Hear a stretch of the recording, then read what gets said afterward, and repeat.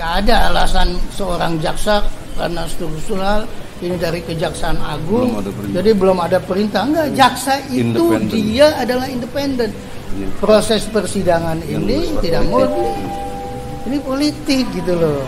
Ngapain harus ada seorang jaksa itu dia bertanggung jawab pada proses persidangannya, soal saksi, soal terdakwa dihadirkan dan lain sebagainya. Ini anggapan masyarakat ini seolah-olah apa saja, formalitas saja yang terjadi sidang ini gitu, karena para pihaknya tidak hadir begitu loh. Beliau itu adalah perma. Tadi majelis juga sampaikan, majelis hakim sampaikan tidak hadirnya melalui Zoom segala macam ini karena adanya perma. Kami juga ada aturan hukum. Kehadiran terdakwa itu juga permintaan hukum dan itu hak kami untuk memintanya, tapi lagi-lagi majelis mempertimbangkan yang lain. Tadi kami sampaikan juga ke jaksa, kenapa tidak bisa dihadirkan? Kami bilang, ini keputusan dari atas begitu ya. Kita juga bingung begitu. Kita minta ke majelis hakim jawabannya seperti tadi, kita minta ke kejaksaan jawaban seperti itu, ya sudah. Untuk karena itu ya sudah, kita walk out saja gitu agar masyarakat mengetahui kondisi yang ada. Karena kami tim penasihat hukum juga tidak mudah untuk dapat ketemu beliau. Dalam kaitan kehadiran ini penting. Jadi beliau bisa kita lihat beliau terpapar atau tidak, kemudian beliau bisa hadir di persidangan, dan ini menunjukkan bahwa proses persidangannya nggak main-main. Nggak ada alasan seorang jaksa karena struktural ini dari Kejaksaan Agung, jadi belum ada perintah. Enggak, jaksa itu dia adalah independen. Dia mempunyai kewajiban, dia mempunyai hak mendatangkan atau tidak. Oleh karena itu sebetulnya jangan kemudian rekayasa atau bagian-bagian lain yang justru mempertontonkan. Mudah-mudahan bahwa kritik kami kepada pengadilan, khususnya kepada majelis, untuk menghadirkan, ya, memberikan pertimbangan yang konkret, transparan.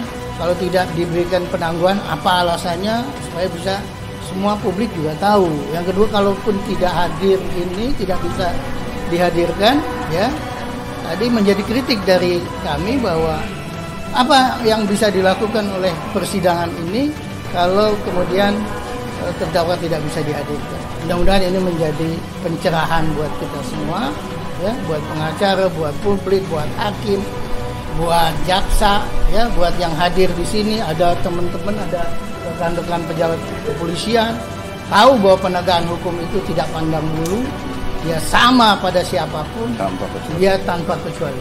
Demikian Bapak Ibu, terima kasih. Ya, Bang Damai, silakan. Assalamualaikum warahmatullahi wabarakatuh. Salam. Jadi hukum itu dikenal ada dua. Ius consitem, hukum harus berlaku tanpa pandang bulu, equal. Kedua, hukum itu harus memiliki moral.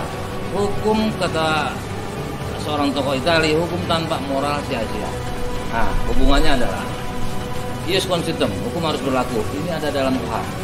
Tanpa adanya korban, itu tidak ada persidangan ini, sehingga yang melecehkan hukum itu sendiri dan mau dilecehkan itu JPU dan hakim.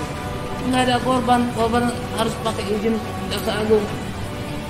Mana ada dalam KUHP itu pelecehan terhadap undang-undang hukum positif. Kedua, mengenai tadi logika daripada moralitas.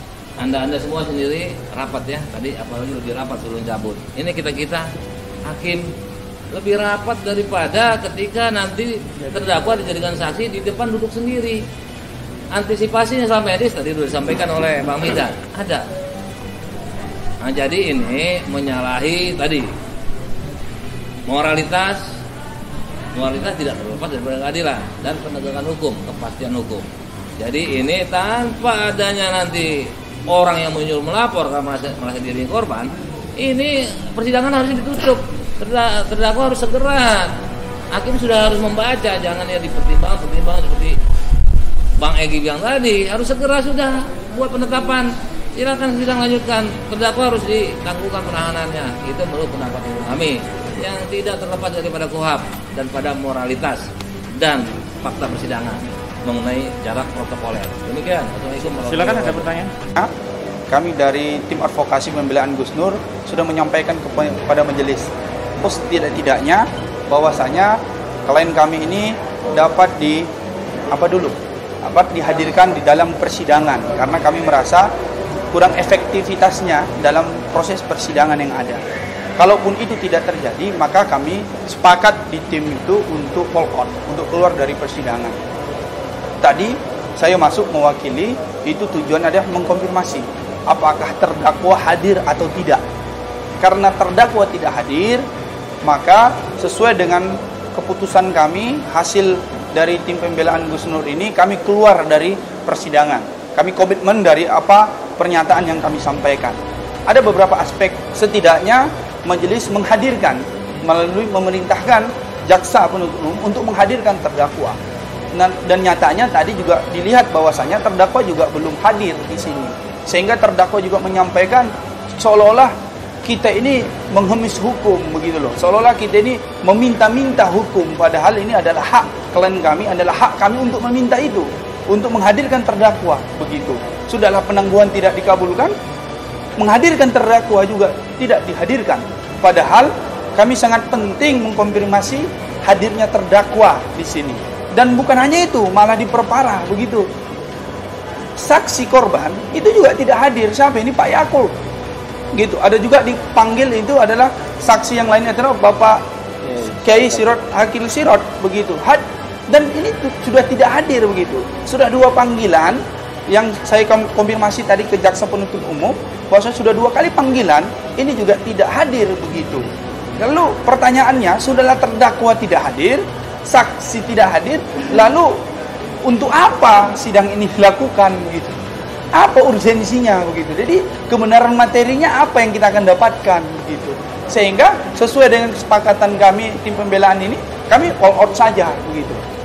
Dan kami ingin mengkonfirmasi dengan peristiwa-peristiwa ini sebenarnya sejatinya mesti dipahami gitu loh. Majelis di sini seolah-olah jaksa penuntut umum itu tidak menghormati adanya majelis begitu loh. Oleh karena itu, karena penghormatan kami ya sudah sekalian, kalau memang kami juga tidak mau tidak diperlakukan seperti itu. Kami ingin dihormati. Oleh karena itu kami menghormati persidangan. Jangan sampai terdakwa tidak hadir, saksi tidak hadir, sidang tetap dibuka, setelah itu ditutup begitu. Besok juga kemungkinan juga seperti itu. Lalu urgensi hukum kebenaran materinya itu di mana begitu? Seolah-olah ini anggapan masyarakat ini seolah-olah apa saja, formalitas saja yang terjadi sidang ini gitu. Karena para pihaknya tidak hadir begitu loh.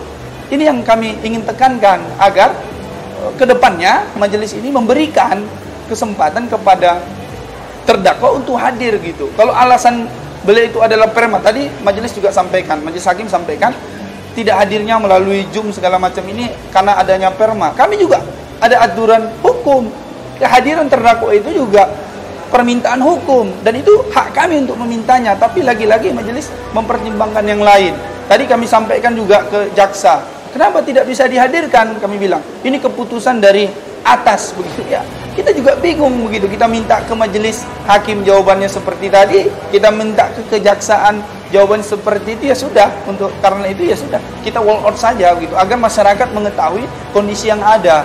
Kami berharap keadilan, tetapi justru hukum yang terjadi seperti ini, persidangan saja kita melihat berat sebelah seperti itu. Itu mungkin yang bisa kami sampaikan.